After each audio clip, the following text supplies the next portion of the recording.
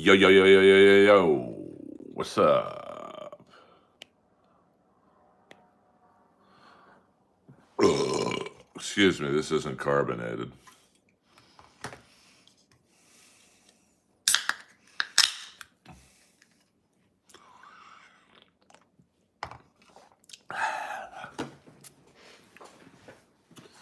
Earl Skakel in the house, babies. We're just chilling.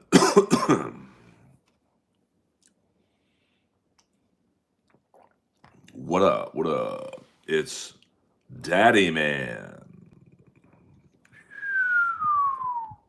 Earl Skakel in the house. Now, tonight I'll be going undercover at the Improv Christmas party. I figured enough of their employees mooched off of our Christmas party at the Comedy Store. Payback time. Come on in, you fuckers. Old Painless is waiting. It's an homage to Jesse Ventura right before he got killed. I'm just trying to make the camera a little, there we go. There we go. Perfect. Perfect. We're at perfect pitch, bitch. So I hope you guys are well. I know Dr. Nova is doing well. I'm expecting the chicken man, Peter Brennan, to come in any moment now. Yeah, I mean, I expect to see a fair amount. I'll put it this way. I think there were more improv people at the Comedy Store party than will be Comedy Store people at the improv party. I mean, it was out of control. I swear to God, the first 30 people I saw at the Comedy Store Christmas party, I didn't know who they were. Now, I'm a little, how do I say this, protective of the Comedy Store because, what up, what up? You know, it took me 14 plus years to get past there, so I don't like people just showing up there like they belong. You don't. But, you know, what are you going to do? Happy hump day, everyone. Leroy's birthday is tomorrow. Good call, Dr. Nova. I will be going to the Veterans Cemetery tomorrow to wash his headstone. It's like an annual thing I do every December 12th. And wherever I go, people come.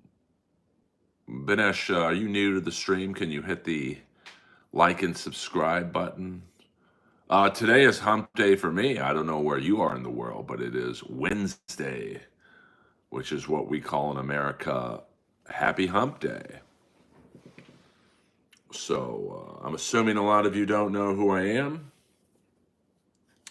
There's no harm in that. A lot of people don't. I'm Earl Skakel, stand-up comedian, voiceover actor, and internet provocateur, if you will.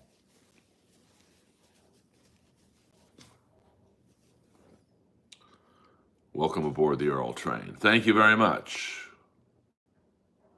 No, it's like you're in the middle of the week. So you're the hump, like on a camel.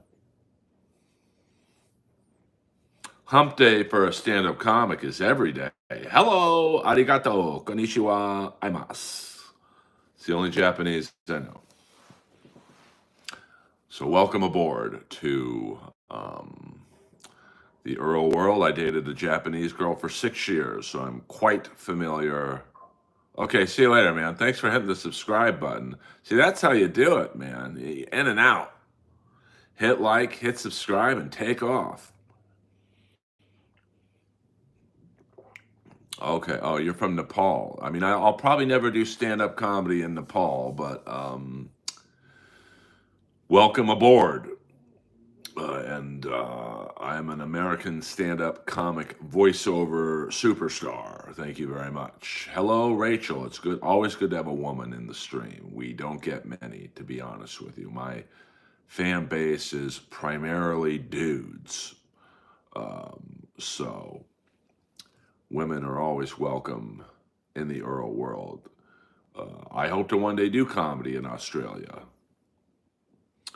I hear my ACDC is one of the original Earl soldiers. It's all right to be on your dad's phone.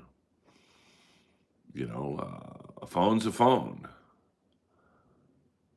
Is this the now? Come on, poor boy. You can do better than that. We have our first troll in the stream. Let's everyone welcome poor boy. Thank you very much, Rachel. You know, for those of you who wonder what's the big deal if I just don't hit the like or subscribe and I just watch, you know, that's fine too. You can do that.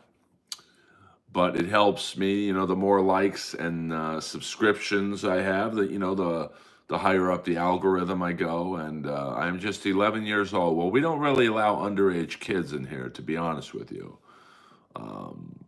Beanish. So, you know, we don't, we don't do the 11-year-old. You got to be over 18 to be a fan of mine. If you was, oh, we have a second troll in the house, Spy in the house. We have a third troll, Kiss isn't a real band. Well, I'm pretty sure they're doing better off in life than you are. So they'll live without you not liking them. And all the unfunny trolls are on YouTube streams. Well, Spy, let me ask you this, bro. And I mean this, I'm always curious with people like you. Ben Jones. If you don't think I'm funny, why the fuck are you watching me? Like, I'm not a rap fan. A super trans. We have the trolls are out tonight in force. So, you know, I don't like rap music, so I don't watch rap videos. And you trolls think you ta ta ta ta ta ta ta ta ta ta. Interesting. I think I know who that is. Oh, that's all right. There's not a troll on Earth I've encountered that's been funnier than me. Let me see. Okay, well, be funny then. And for me to read your troll, you got to pay for it, baby. What up, Nathaniel? Spas, what's going on? I told you, bro, streaming from phone is troll central. I don't really, you know, what the trolls say doesn't bother me. Because trolls are usually people that don't have the balls to do what I do. So they just sit there behind an anonymous account and, you know, have no balls, zero. So I laugh at them when they think,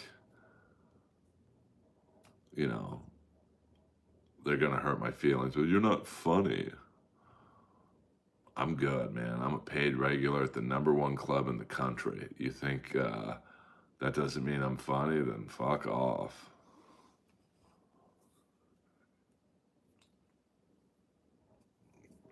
What I do on this channel is answer the trolls' questions. I'm, well, Cytonic, as you can see, I've been doing this troll for 9 minutes and I've made $0. So I don't think I'm that. But that's all right. You guys are so angry tonight. Get a life. Get some pussy, man. Just get something, man.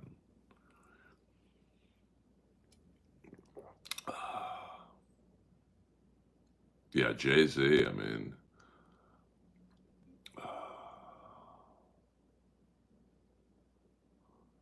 Oh, yeah, of course they do. If you look at the Dabbleverse, Liam, come on, man. Kiss are the money grabbers. 100%. I'll agree with you there. See, I can agree with the troll. Do I know who Jerry Lewis is? I used to play golf with his kid, Joe Lewis. I'm the furthest thing from that. Do I look upset to you? I just think it's funny that you guys are in here. You don't think I'm funny, which is fine. Comedy is subjective. But yet you're still watching. That's the truest definition of stupidity to me. Well, there's nothing wrong with that. No, I'm not Al Franken. I'm Phil Hartman. I'm the ghost of Phil Hartman. Thank you very much.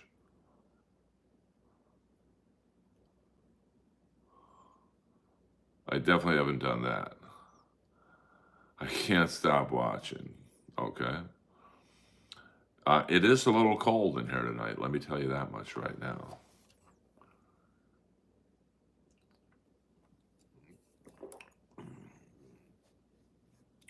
I mean, Gene's pretty cool. I've met both Gene and Paul. Um, so, they're nice guys. They're in their fucking 70s. So, yes, 100%, 100%. Spas. Hey, hit the like button. Even the trolls. Come on, man. I'm letting you guys troll me. You can at least hit the like and subscribe button. Uh, well, I don't know what to say about that, Magic. I mean, this isn't a stand-up, stream. This is just a stream that, is about anything and everything. Yes, what up, Ross? So we got a nice mix of OG Earl fans and some loser trolls, but that's fine. This is the internet, baby. Lois is chilling right now with her stepmom. I don't need mods in here right now. So, I mean, no one. I let people troll me as long as they don't do the racist stuff. You're a loser.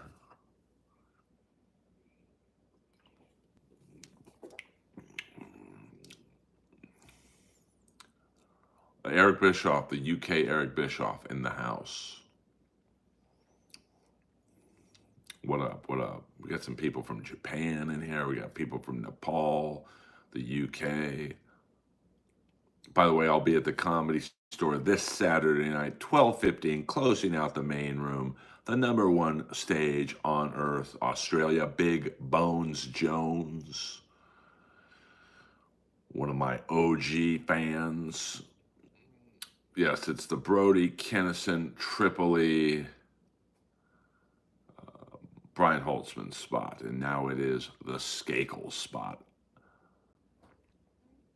No plans for Christmas. I got a sister out here, so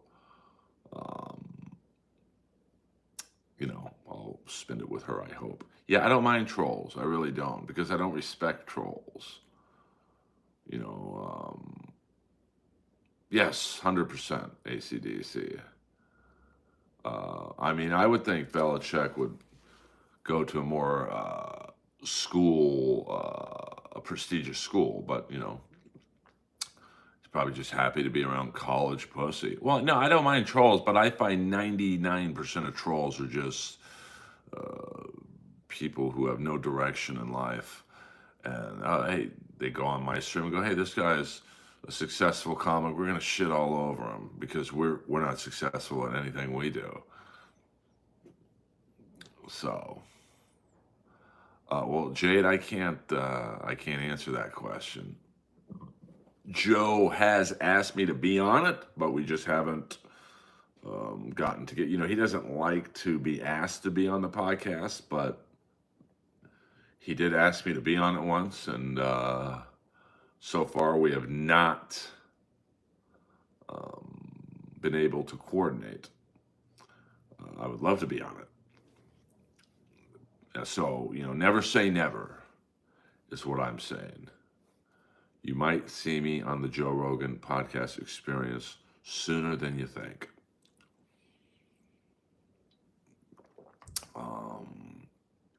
It's a work in progress, and it's worth the wait, to be honest with you. So that would help me a lot, but you know what? You go when the big man calls. So Wednesday nights, of course, you know what that means, AEW Dynamite. I have not, Liam. I have not. I mean, at the end of the day, Joe has to think fans want to hear me on it. Not really, Cream. I don't watch comedy, so I don't listen to comedy. I just do it. I don't want to hear other comics and then hear their jokes or cadence and then kind of Um, Copy that. I get along with Mark Maron, but we don't talk a lot. We say hello to each other and hey, what's happening, man? Maybe talk about something that's in the news for a minute in the hallway at the comedy store. But he doesn't want to talk to an older dude like me. I mean, Joe has a great sense of humor for his fan base, and that's why he sells out arenas. I've always kind of laughed at people who sit there and say, "Oh, he's not funny." The guy's filling arenas, man. You're not unfunny and fill an arena. You don't fool that many people. Um, so that's just my opinion. It's the same thing when people say Carrot Top's not funny. The guy makes millions in Vegas every month. He's doing all right for himself. He's doing just fine. Clearly, he's funny. You aren't a successful comic for 20 plus years like Carrot Top and not be funny. If you're not funny, you last like Schaub did. Schaub lasted a couple years and then it was just too tough for him. Listen, I've seen Carrot Top. I've seen Angel Salazar, who unfortunately just passed away. He was one of the OG innovators of prop comedy. It's harder than you think. I don't know if Leslie fills. I don't think she could fill an arena. I mean, Leslie could probably fill most comedy clubs. You know, I mean, obviously she's a big star. She's been in movies, TV. So, um, uh, I think that Leslie. She's been pretty famous for she does voiceovers, and so I think she'd have a tour a little more consistently to like fill arenas or theaters. But I don't really follow her, so I'm not sure what's going on. Yeah, I mean, Carrot Top would probably have a great podcast because, like I said, he's funny, man. You might not like prop comedy, but like he's a very good joke writer. If you listen to his or watch his prop comedy, the jokes are well written. Who are you talking about, Zach? I don't know who you're talking about. Me or Carrot Top? Um, so yeah, Carrot Top is jacked. 100% there. I mean, I thought I had a good body. Carrot Top's body is next level insane. Oh, thank you, Zach. I appreciate that. Um, I haven't seen Tarantino there a lot, but I've seen him there a couple times. Like a couple times a year. I wouldn't say he goes there a lot, but um, you know, in terms of Carrot Top steroiding, though, I mean, I would say he's that. I would guess he's on TRT at the minimum. I mean, he's really jacked and cut, and it's hard to get bigger and cut at the same time. So, he might use some sort of a cutting agent. Um, I'm not overly familiar with steroids, but you know, he has built an impressive body, that's for sure. Oh, that's cool. That's cool. Yes, the Sting mask. Let me just slide that over for you. Yes, he is my favorite. There he is. There's a Sting glove right there. Thank you very much. The Comedy Store's never had a steam room. I don't know what kind. Dr. Nova, is this a fake Dr. Nova? We've never had a steam room at the Comedy Store that I know of. Other than the podcast room. Hello.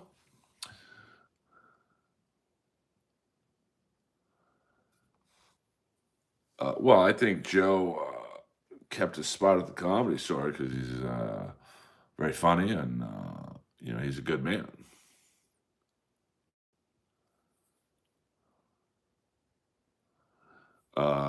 I forgot Gene's. That's cool if you like Kane.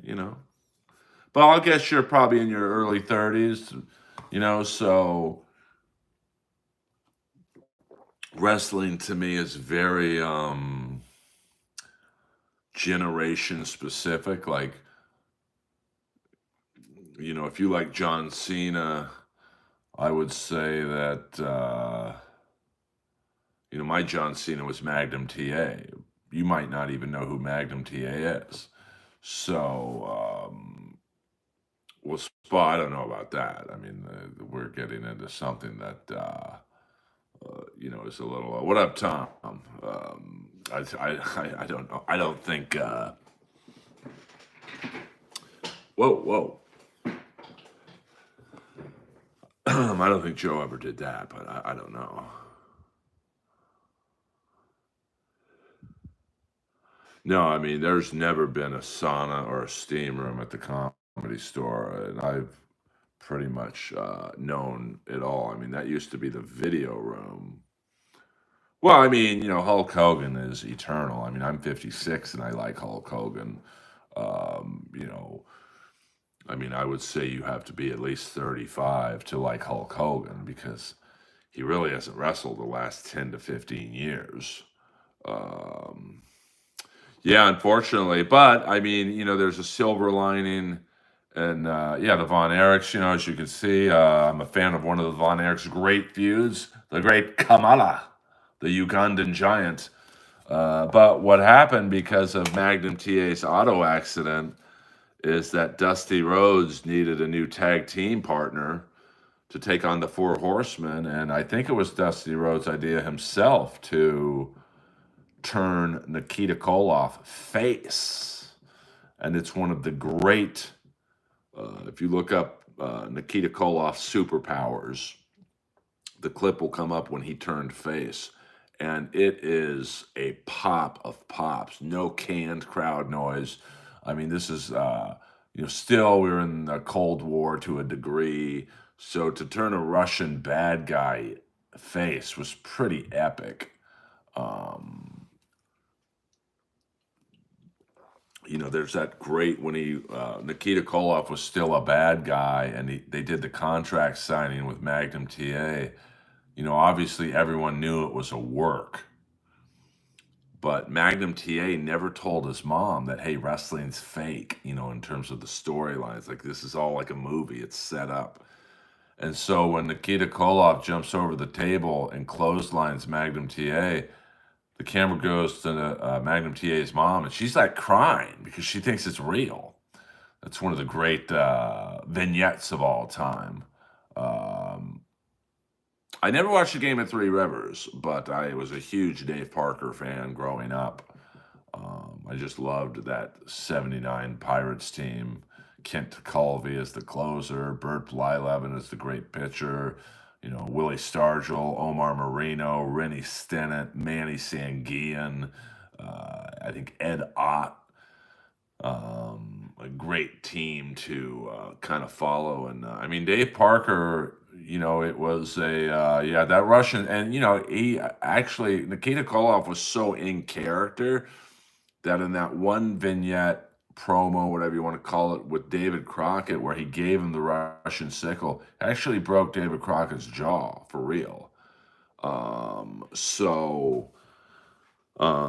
the arguments against Dave Parker was his prime was relatively short. Not like he was dominant for 10 years. He was, in my opinion, the best baseball player from like say 77 to 81. And then a little bit of a drop off with Cincinnati, but still a very good player. And, really relevant still with Milwaukee and Oakland. Of course, his tenure with the Angels wasn't necessarily the best, but, he was still not, he wasn't like in total decline, but he was absolutely the best player in the game for a while. Um, and obviously his All-Star game throw was one of the best, maybe the best throw in the history of baseball. Um, so, thank you very much, Tom. I appreciate the likes and the subscriptions. It helps me out. But when you look at some of the other players who've been inducted in recent years, I mean, Ted Simmons, the catcher, like he was a good player, but he wasn't fucking Dave Parker. And when you look at like Scott Rowland, and not a bad player, not saying he shouldn't be in the Hall, but I mean, Dave Parker had the credentials. Now, a lot of people are like, well, Dave Parker's in, Dale Murphy should be in. But, that's not Dave Parker's fault that Dale Murphy's not in. I mean, I think, Dave, and, what's even really, relevant to me anyway is that Dave Parker had knee surgery in high school. And, let me tell you something. I've had a torn ACL surgery, and it was done in 2004, and the technology was pretty amazing. I can only imagine now it's even better. But if you were having knee surgery in 1973 on both knees, they literally would cut your knee open, like splice it open like a sandwich, and like put it back together, slice it closed. And so um, it's really impressive what he did on two bad knees, much like Bobby Orr in hockey. Uh, Well, I mean, to me, how I look at like a Hall of Fame in any sport, but let's just say Dave Parker in this instance, is you put every player up against each other in their prime. And from like 77 to 81, I mean, there was no one better than Parker. It wasn't even close.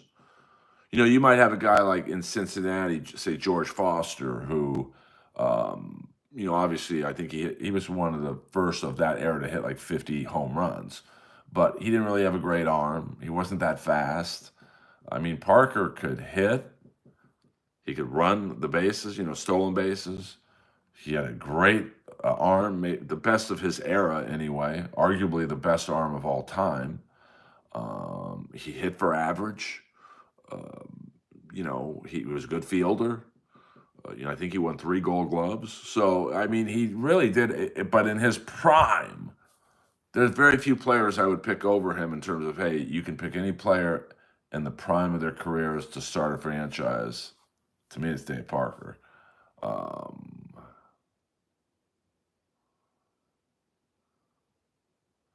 oh, I don't know. I mean, Biden looks lost in the wheels. Who knows what Kamala's up to? But it's also you too, Ben Jones. Thank you very much. Ben Jones, one of the loyal Earl soldiers. Absolutely. But and I also am pragmatic when I compare, um, players. Like, this is kind of a controversial take, but I don't think Babe Ruth was that great of a player given the competition he was going up against. I mean, Babe Ruth probably couldn't lay a bat on a pitch by Nolan Ryan or Dwight Gooden. I mean, he was playing, because he didn't have to play against the black athletes because they were in the Negro leagues. So, can you tell the story of how you beat Jimmy Carr in a diss match? Sure. I was on the television show Roast Battle, and I helped start the show out here in Los Angeles. And my original role on the show was kind of like the heckler. So when a battle was bad, I would chime in there to get the room back. The thing about Roast Battle and that no one really knows is that every network had passed on the show, and some twice. I mean, and I think the closest it came to getting picked up was when Russell Simmons, I think, wanted to put it on HBO, but he didn't want it to be with comics. He wanted it to be with rappers, and I think they passed on it because they already had a show like that called Wild and Out. So it was just, and Comedy Central had passed on it. And then one night I had a battle with Fifi Dosh, very funny comic. And Comedy Central was watching. We were all told before the show that Comedy Central's taking one last look at it, at the show. So we, 100%, Andre. So we put everything we had into this show. So when me and Fifi battled, we went all out. I mean, I did some crazy entrance. I went through the crowd behind the judges' table. Um, and the energy in the room was just fucking electric. And I mean, and the judges were good. I think the judges that night, um, who were they? It was Eddie Ift, Bobby Lee, Big J Ogerson, and maybe Kirk Fox, and it was just like and Joe DeRosa, and it was like the perfect battle. I mean, if you watch Roast Battle, the Wave was great, Moses was great, the Saudi Prince guy who replaced me when I stopped heckling, he was good. Me and Fifi tore the fucking roof down, and that was the show that got Roast Battle on Comedy Central's radar again. So I had battled in the Road to Roast Battle, which was like the preliminary round. It was like a buy-in round. If you won, you would probably get on the TV show. And the Road to Roast Battle was also on television, but you'd get on the TV show in Montreal. So I beat Comedy Central's #1 roast writer, Jesse Joyce, who's a brilliant comic and frankly a much better writer than I am. But Roast Battles kind of lends itself to short form humor. It's not Yo Mama jokes, but it's like slightly longer Yo Mama jokes. And Jesse's jokes were just way too long, and I seized on that, and I beat him, pretty bad. Although if you watch the television show, Comedy Central edited it to make it look like it was a closer battle. It wasn't. And then it was like an NCAA tournament, what up, Catalyst type bracket in Montreal. And, they gave me the toughest bracket by far. And, I beat Tom Ballard, who is a brilliant Australian comic. And in the untelevised season of Roast Battle, which was the year before, most people thought Tom beat Jimmy Carr, but because Jeff Ross is friends with Jimmy, it was basically rigged for Jimmy to win it. And then in my second round match after beating Tom, I got Jimmy Carr. And, I absolutely had a joke that bombed, but, Jimmy got points docked for reading his jokes. And I only do voiceover lines for super chats, guys, because otherwise I'd be doing them all stream long. So, I ended up beating Jimmy Carr. And then in the live finale, I lost to my friend Sarah Tiana. And then the third place, compensation bracket, I beat Canadian legend K. Trevor Wilson. I'm an Ultimate Warrior fan myself. So that's the story of how I beat Jimmy Carr. And then I never got on the show again, which is strange because I went 4-1 on TV. I was one of the founding fathers of the show. My battle with Fifi was literally the show got picked up on television. And 3 people I beat got all 3 seasons. So someone described Jeff Ross. I don't think Jeff Ross has ever been described that. But anyway, are you trolling me, Dominic? That's my roast battle story. And I'm currently banned from the room on Tuesday nights. So, that's Hollywood in a nutshell. I'm literally banned from a room of a show that I helped create. So, I've never been to India and probably never will be. I mean, I don't think my humor, my stand-up comedy would do well in India. So I would not travel all the way over there to bomb.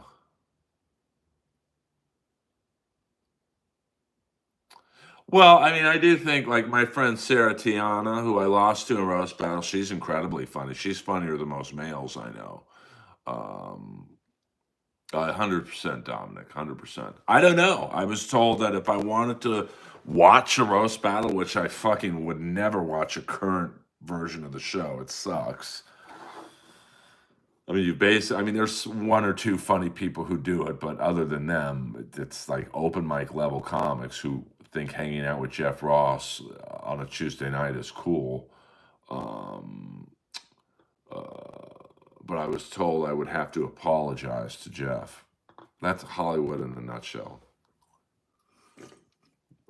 That ain't ever happening. Hey, Jeff, I'm sorry I got fucked over on 2 TV shows by you and your manager and pulled off of a roast because you were too afraid to match wits with me on it. I mean, it's unbelievable, this business. I mean, beyond unbelievable. But nothing surprises me in this business.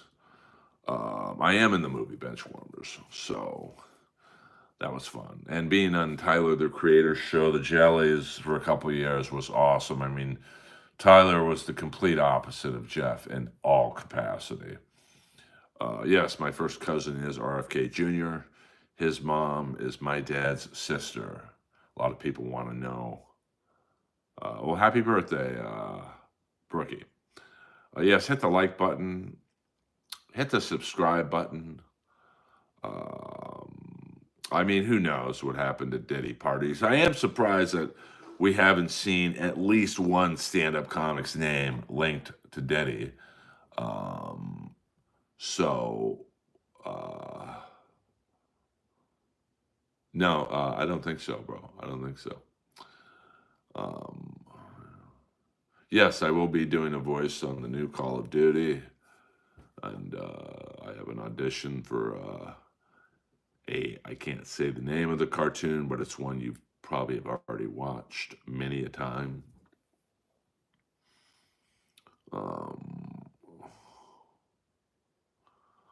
I mean, but some comic got on there. Because here's the thing, most comics aren't South Park. Most comics aren't cool enough to get into the good parties. What they do is they'll go with a rich friend who's, on the guest list. Like there's a very exclusive club on my street on Sunset, and no comics are members, but a lot of comics go there because they're friends with a member. So, does Dustin Penner? I think he lives in the U.S. It's along the lines of King of the Hill. I can tell you it's not King of the Hill, but what up? What up? But it's a pretty big cartoon, and it'd be a recurring role, which means you'd come back every you'd come back a few times a season, if they like you. So, what did you do with Diddy? Nothing. Well, I can't say the cartoon due to legal reasons. So, okay, I'm gonna need that in English, Mr. 13. But it would be nice if I got it. So Earl was oh great. I mean, my voice is very dry and baritone. What up, brother? Just doing a nice little hump day Earlverse.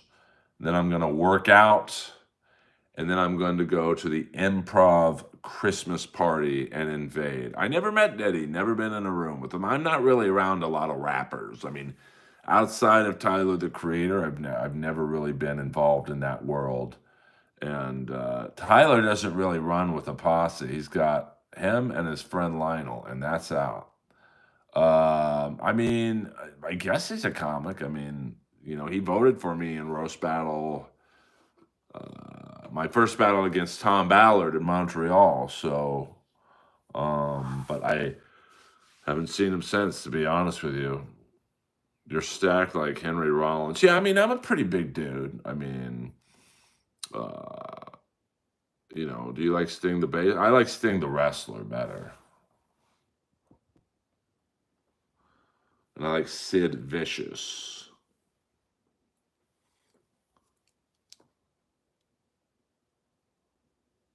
RoboCop, I'm 6'9", 320 pounds.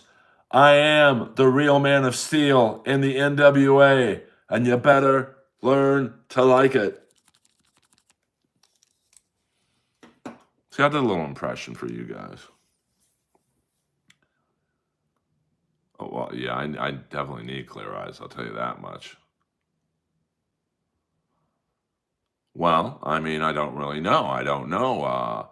Doc Willis knows them all because he parked their cars, say. I mean, I never really listened to Tyler's music, to be honest with you. I mean, they're about the same, Mike, to be honest with you. I mean, I think Joe and Howard are both really good interviewers. I mean, if you listen to, I don't mean the shticky stuff with like Daniel Carver, but if you listen to some of Howard's interviews, early interviews, he was very thought provoking, and he would make celebrities feel uncomfortable. And so I enjoyed listening to him. Yeah, hit the like button, pretty please. Hit the subscribe button. I mean, you guys know the deal. I've only been known of Meton through, I guess he did an interview where he kind of shit on David Lucas or something. I didn't watch it, and so everyone was trying to get me on it. But I mean, I think a couple people tweeted at him, "Hey, get Earl Skakel on," but he didn't really get back to me. Um, well, I mean, they parked their cars, eh? I didn't see your message.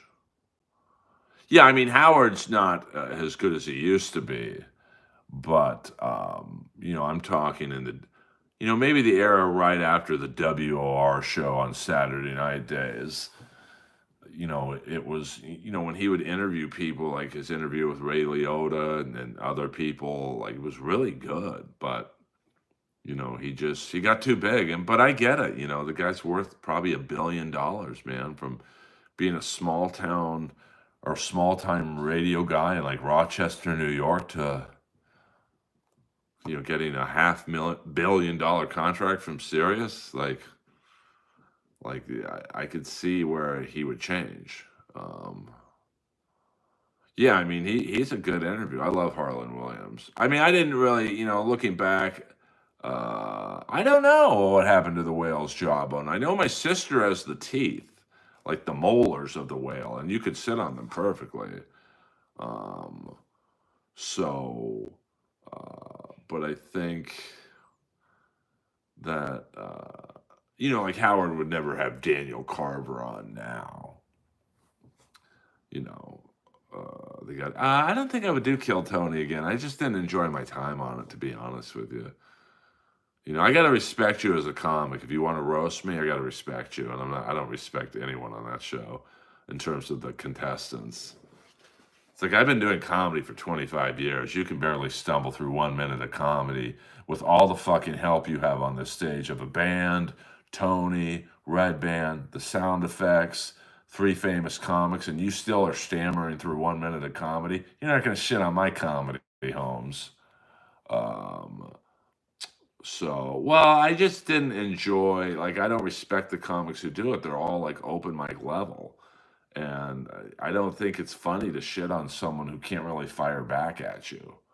Um, I mean, Theo Von, I mean, it's going to be pretty hard to replace Joe Rogan. I mean, he's like the Wayne Gretzky of podcasters. But, there's people out there like Theo Von who are definitely making some headway in the podcasting world. And, some of the female podcasters that, they call her daddy, it's, I mean, Kamala choose her to go on over Rogan. So, no one stays at the top forever. I did not. No, I mean, but that's what I'm talking about, Spa. Like, the panel, you sit there and the kind of comics crack on you and then you crack on them. I mean, I'm good on that. If you're going to make fun of me, you better be higher above me. And no one on that show is. They might have more followers than me, but I don't really like. Some say Joe Rogan is the Jeff Ross of podcasting. I don't think anyone says that. Comedy is hard, right? I'll give you that. I've never listened to Call Her Daddy, so I can't say.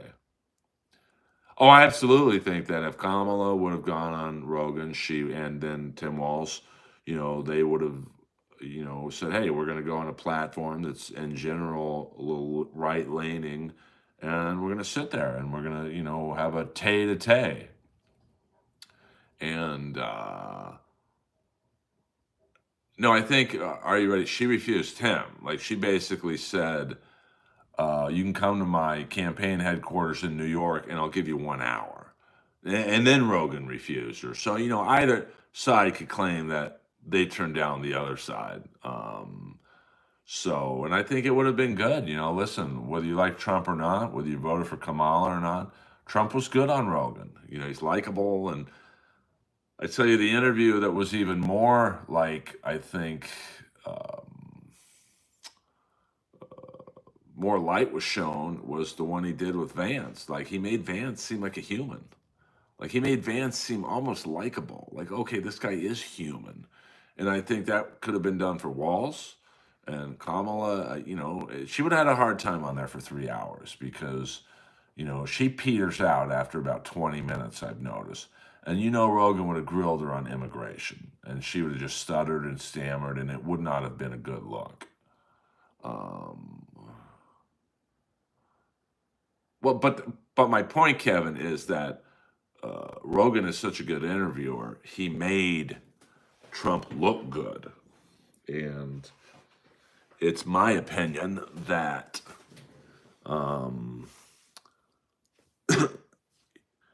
Kamala would have gained a lot of points with the youth if she would have gone on there and just had an honest debate for 3 hours. Yeah, but I gotta be honest with you, Kevin. Like, I understand she's a prosecutor, but every time she's been asked on immigration, she stuttered through the answer. She didn't really give one. Can I give you your packages in a few minutes? I'm just doing something. Okay. So, she did not give a very concise answer on immigration. It was always, we'll do this, we'll do that on day one. And that was a total lie because on day one, she's been on the job. She's been the president for like the last 8 months. I mean, Biden is lost in the sauce. So anyone that thinks that, I just didn't like how she would say on day one. It's like, your day one started about 8 months ago. You've had your time to do everything you've wanted to do, and you've done nothing.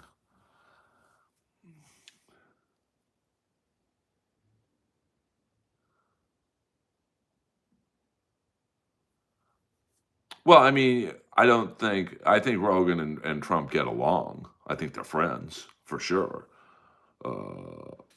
But he made Trump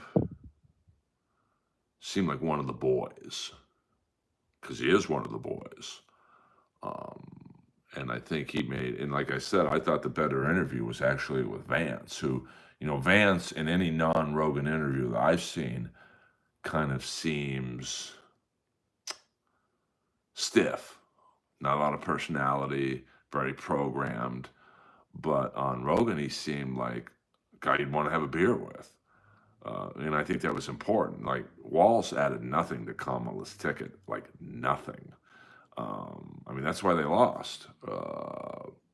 Yes, I'm giving some lady my package.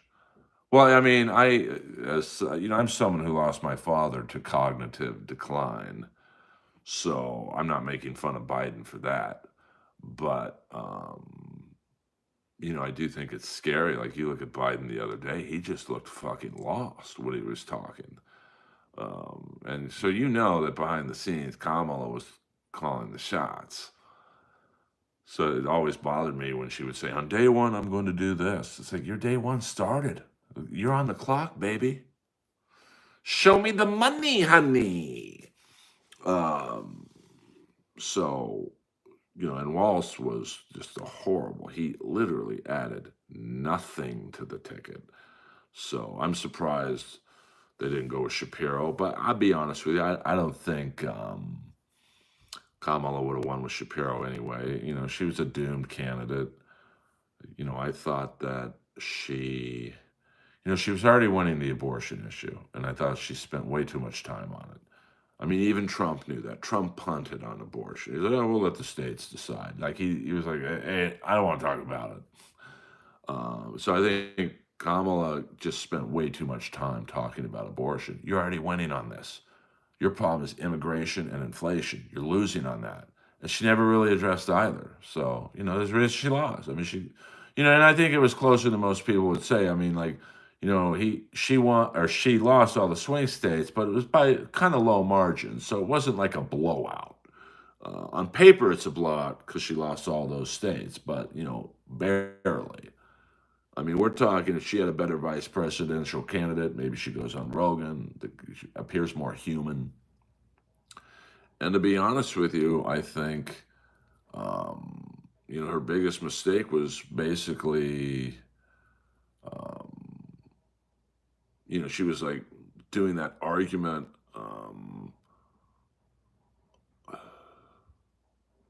100%, Jack. I agree with you there. We won't get into my last relationship. But, I think Kamala's other, you know, drawback was she was kind of campaigning as a, hey, I'm going to help the common man.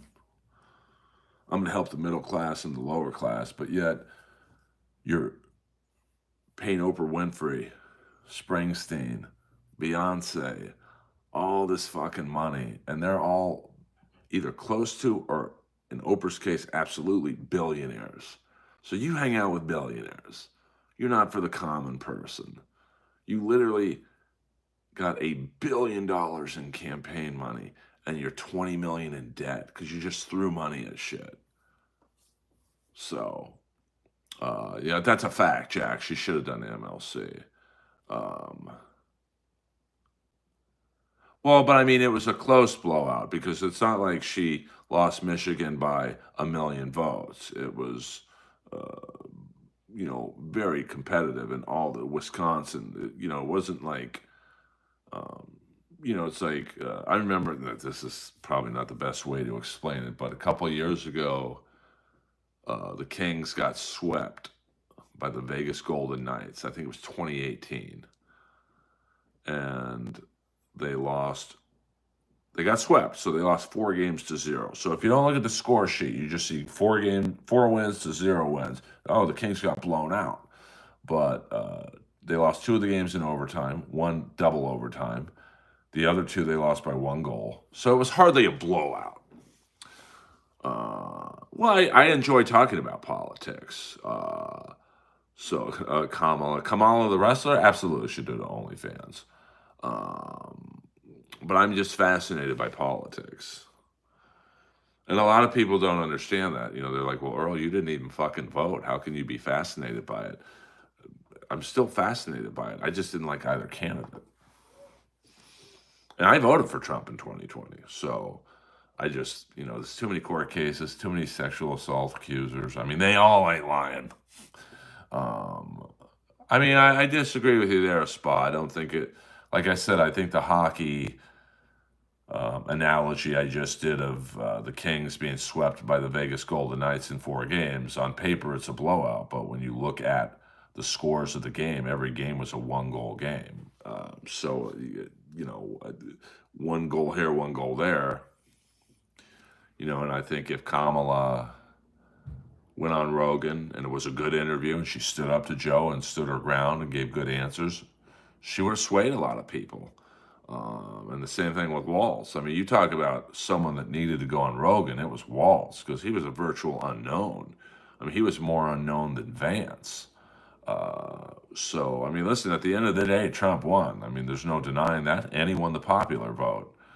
But, what I do like about Trump is I'm not neglecting it. Well, it wasn't every single, he didn't win New York. He didn't win California. So it wasn't every state. But what I do respect about Trump is he goes into enemy territory. Like that debate on CNN, that was incredibly biased towards him. ABC, that one debate, where the 2 moderators were just locked in on him. It was like, come on, man. You guys, if I was the owner of ABC, I would have fired those 2 people as soon as that debate's over.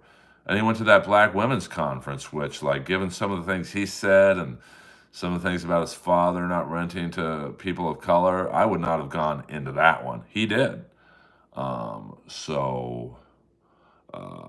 she won more states as well. I mean, she lost all the swing states, absolutely. So Oh, I think he would have had him on. I think he would have had he absolutely would have extended. If Kamala does it, I think he would have done what he did with Trump. If I have Trump on, I'll have Vance on, and I think he absolutely would have had Tim Walz on. But I think Walz would have stuttered and stammered through that interview. I mean, if you look at the one debate with Vance, and I'm not a Republican by any stretch. I thought Vance really looked polished over Walz. Walz looked like Cindy Brady in that one episode where she's staring into the camera. He just looked uncomfortable on a big stage. Um, so, I mean, listen, Trump won. We got to deal with it. To me, the far more interesting play is in 2028 because the Republicans are kind of fucked because. Um, yeah, absolutely, hookah. Um, but they're not going to have Trump anymore, so they got to deal with the after effects of Trump. And in 2028, I believe the Democratic nominee will be Gavin Newsom, the governor of California. And I don't get very political often, but holy fuck, man, is that guy awful. Hey, we're at 39 likes, the number of my favorite baseball player and recent Hall of Fame inductee, Dave Parker. But let's get to over 40, man. We're going to do another 3 minutes. 3 minutes. I don't know who that is. 2V. So, as someone who is a resident of California, Gavin Newsom sucks. And you're going to have him govern this country like he does California, we all should leave the country. So that's going to be interesting to see who the Republicans throw up against Newsom, because I don't think Vance would stand a chance against Newsom. I mean, Newsom's a pro. He's polished. He could sell sand to an Arab. So he could sell lube to P. Diddy. So it'll be interesting to see. I mean, if I were the Republicans, I'd run a woman against them. I think everyone wants a female president, and it would be really smart to run a woman. But I don't know. We'll see in the next 4 years if a woman emerges from the Republican Party. But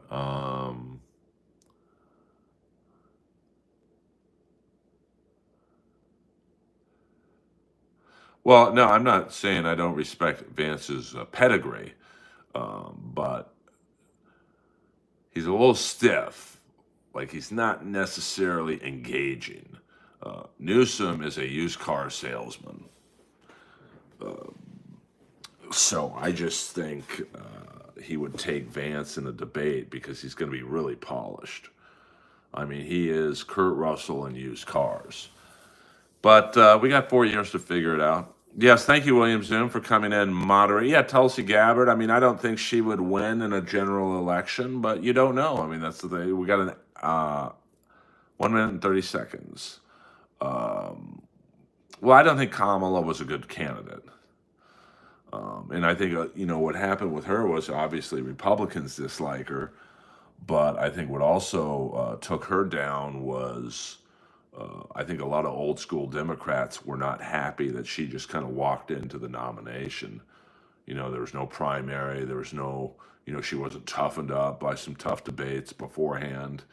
And, a lot of old school Democrats are Biden, fans. And listen, I don't like Biden. I think he's one of the worst presidents we've ever had. I mean, basically, the last couple of years, he hasn't been the fucking president.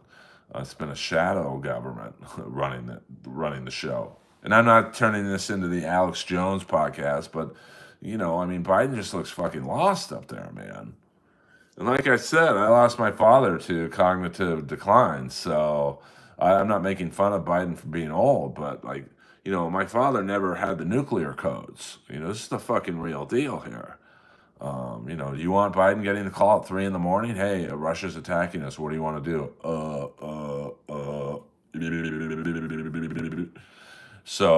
But I don't think a lot of old school Democrat, say what you want, but Biden was a lifelong Democratic stooge, and he built up a lot of support with old school Democrats. And I don't think they liked how he was just pulled from the game like a hockey goalie who gave up a few bad goals. That was not cool, in my opinion. So And you know, like the hate, you could just sense the hatred between Biden and Harris. But you know, it's the wacky world of politics. All right, kids. Earl Skakel. This has been the Earlverse Earl Stream. I'd like to thank the tippers tonight. And, well, I'm not going to move out of the country if Gavin Newsom becomes president. I'm just trying to warn as many people as I can, as someone who is the direct recipient of his policies. See, I'll respond to that, Ray. I mean, AOC, I don't. She's too much of a hardliner. She would never win a general, popular vote. Yeah, let's get to 50. See, me and Spa can disagree on stuff. Keep in mind, I'm not saying I'm right or wrong. I don't think in politics there is right or wrong. We all have an opinion, and politics is a fascinating subject to me, especially now. I mean, it's basically pro wrestling, which I don't think helps get out the vote. You listen to Fox News and then you go on MSNBC. It's like hearing the Warrior and Hulk Hogan talk. Well, from your voice, advice to quit harmful smoking. Well, my mom died of lung cancer, and let me just assure you of this much. As good as a cigarette feels, it ain't a tenth of the pain you will experience at some point. Cigarettes are undefeated. Lung cancer spreads throughout your body, and my mom was a model, and she looked like a skeleton when she passed away. So if that doesn't scare you off of smoking, then nothing will. Thank you, Brian Leves. I appreciate that very much. Need Earl and Gutfeld, baby. Well, what you guys, a lot of people ask me. Well, when I bought Lex Luger's doll, the guy said, "Hey, whatever you do, don't call it a doll, call it an action figure."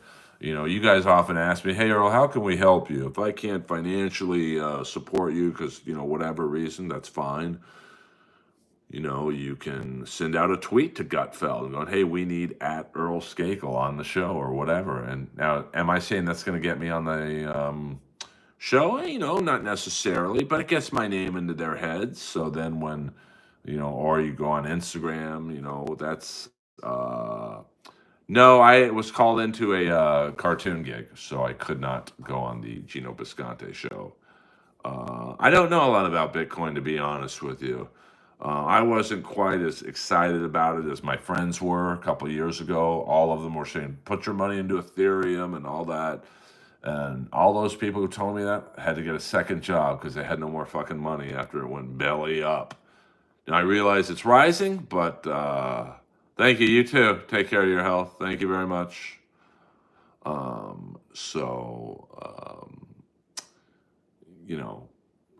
I think I'm more of a fan of real estate as an investment because that price will never go down. And even if it does, it will always go back up. Like I bought my condo in 2001 for $370,000. I actually offered 400, and the guy's like, "How about 371?" So I think something fishy was going on there. Um, um, so the unit next door to me, and my unit's bigger than theirs, just sold last Friday for 1.14. So I'm just a fan of real estate for shit like that. I mean, not many stocks are gonna years later get you 4 times worth what you put into it. Now, my mom, obviously, she was a stock holder in Amoco Oil, and that split 4 ways. So she lucked out. Hey, let's get to 50 likes, guys. 50 likes is a pretty tolerable number for us to hit. Even though we only have 12 people in the stream, we've done a yes thing. Oh, there he is. Here's the great Vince Neil. And of course, Jack Lambert. Pittsburgh Steelers in the house, baby. So I'm gonna go watch AEW. All right, we got 4 more likes. Hitting the like button is free. Hitting the subscribe button, free. Hitting the notification button, free. So I'd like to thank everyone in the stream tonight for the love and support. My voice is deep, no doubt about it. Well, Calrissian, did he survive? Don't think this technological terror. Hello. Oh, thank you, thank you. My dad loved Hershey bars. I was more when I was a kid. I don't eat candy anymore, but I was a Snickers, Payday, and Abba Zaba man myself. I already do well with women, Felix, but I do voiceovers. Right now, I'm the dad on Tyler the Creator's cartoon, The Jellies, on Adult Swim, Cartoon Network, and I believe HBO Max. Jack Lambert is a Steeler legend. That's a fact, Jack. So let's get to, we need 3 more likes till we hit 50, and then I'll end the stream. Please, baby dolls. Kamala.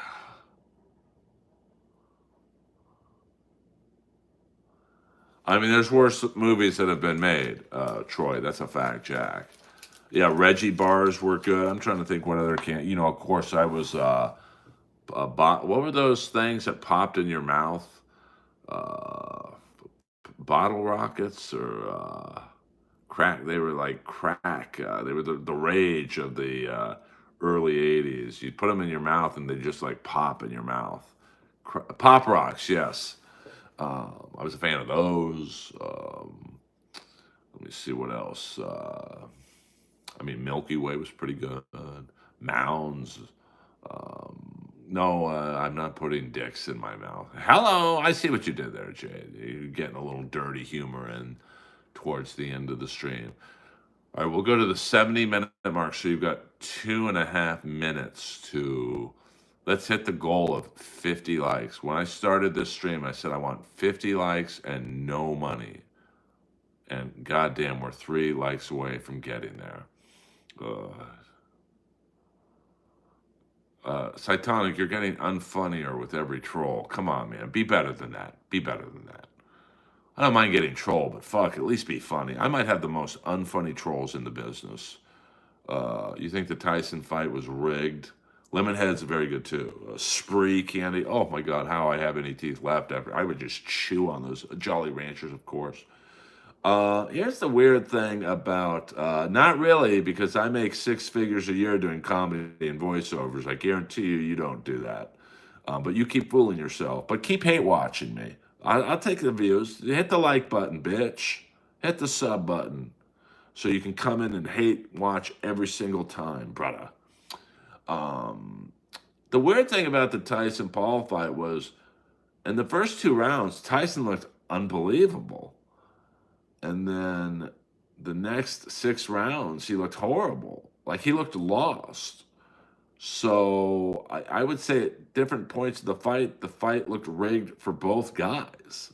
Because there was a couple times toward the end where Paul definitely could have finished him. And he didn't.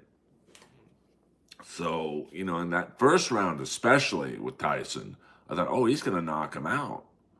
And then you could see Paul whisper something to Tyson. And I don't know what it was, but it almost seemed like, hey, cool it, man. This isn't what we agreed to. I don't know. I mean, I don't know, Jade, if I believe that. I'm not a conspiracy guy, and I'm not trying to fucking. I'm not trying to, like, troll you guys. I just think that there was something off about this fight. I mean, Tyson was shadow boxing, but like 3 feet away from Paul, and Paul never really moved in. Like, so it was just like there's a lot of wasted dead air time. So I don't know. Do I think it was rigged? Well, let me put it this way. People ask me, I watched it. I watched it on Netflix. I think my subscription's like $15 or whatever. Did I get my money's worth? I did, because the woman fight and the two Mexican dudes, they were really good. Would I have been pissed if it was a pay-per-view and I paid $100 to see Tyson and Paul just dilly around? 100%. So Netflix may, thank you, Bend Over. Netflix may be onto the new pay-per-view model of, hey, if you're a subscriber to our service, you get to watch this fight. So I think definitely more eyes will be on the product. I do. Voiceovers, acting, comedy. Voiceovers make an incredible amount of money. I'm certainly not making six figures on this stream, brother. So, commercials, I've been on a toilet paper commercial. It was a national commercial. I made a lot of money on that. The cartoons I'm in, I get residuals. I mean, I still get residuals from the movie Benchwarmers, and that's 18 years ago. So once especially on my cartoon, The Jellies, well, it's Tyler, the creator's cartoon, you got to pay for the advice, Fishing with Chase. That's on 3 networks. So I get residuals from HBO Max, Adult Swim, and the Cartoon Network. So, and like when I close out the Comedy Store on Saturday nights, that's like an $800 check. So I'm not trying to impress you guys, but a 6-figure career in comedy is not that hard when you're hitting it from not just stand-up, but acting, voiceovers, touring, whatnot. Welcome from Israel. Welcome, Lahaim. Yes. Someone took away their like just so I'd go on longer. You cads. So, it's and shit, I make a couple $100 off of YouTube a month, and I don't even have a popular stream.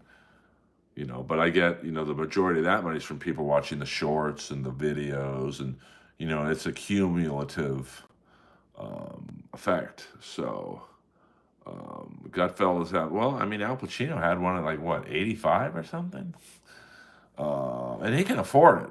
So what up, Gina Babina? I'm just about to end the stream, unfortunately.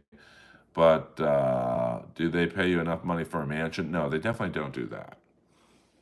I mean, you got to understand, 6 figures in California ain't nothing. Because like I said, I mean, I bought this home in 2001 for $371. The place next door to me just sold for $1.14. So I could get at least that because my unit's bigger. And but so let's say I could get one for my unit. There's not a home within a 50-mile radius that I could live in for 1.1. So inflation is real out here. Trust me on that one. But I knew that when I came out here, out of my mom's vagina. All right, we got 1 more minute, guys. Whether we hit 50 likes or not, the Earl Skakel Earlverse world is over, baby. So you got 1 minute to get your last minute questions in, or I'm gone. I'm going to work out and take my limits, move to Texas. Yeah, but I've got to do too much voiceover work out here. My biggest payday, probably Roast Battle. When Roast Battle was a competitive cash prize show, so I think at the end of the day I made about 25 grand, not in one night, but I think I was on 5 episodes. I went 4-1, so that's not bad. Callie is going to take, I will be doing cardio tonight, yoga tomorrow, yoga Friday, and then weights on Saturday and Sunday. I don't take a day off. There we go. We hit 50 likes with 6 seconds to spare. So I do appreciate that, guys. Well, I don't mind people in here, trolling me. But you also got to understand that's net. I got the fucked up thing was I made I got double taxed. I got taxed by Canada, and then I got taxed for the winnings in California. So I probably, gross, probably about 14,000, but I made 25. So I love you guys. Earl Skakel, over and out. 51 likes. I appreciate that. You guys are cool. Hit the like and subscribe button. Share it on YouTube or Twitter or Instagram. Every little bit helps. I don't ask you guys for much. I'll probably stream tomorrow night at some point. Earl Skakel, over and out.